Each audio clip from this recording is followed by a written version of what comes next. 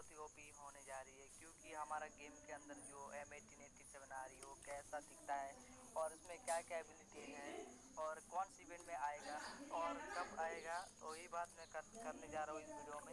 Video को please last तक देखना बिना स्किप किए, और चैनल पे नए हो तो प्लीज़ चैनल को सब्सक्राइब कर देना, और सब्सक्राइब करने के साथ साथ राइट साइड में जो घंटी है उसको भी दबा देना, ठीक है, ताकि मैं जब भी कोई वीडियो अपलोड करूँ आपके फ़ोन की घंटी बज जाए। और पहला बात तो ये है, ये जो मैं आईडी खोला हूँ ये इंडोनेशिया सर्वर का है, ठीक है, इंडोनेशिया सर्वर में दे दिया है उन लोगों ने।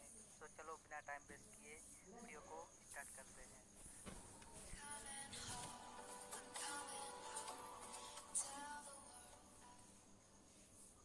पहली बात तो ये है, हमारा जो M1887 का स्किन है कुछ ऐसा दिखता है और ग्रीन कलर का है और हड्डियों से बना दिया है करीना वालों ने। और ये M1887 के स्किन में दे दिया है single damage, reload speed double, और यहाँ पर मूवमेंट स्पीड को कर दिया है माइनस।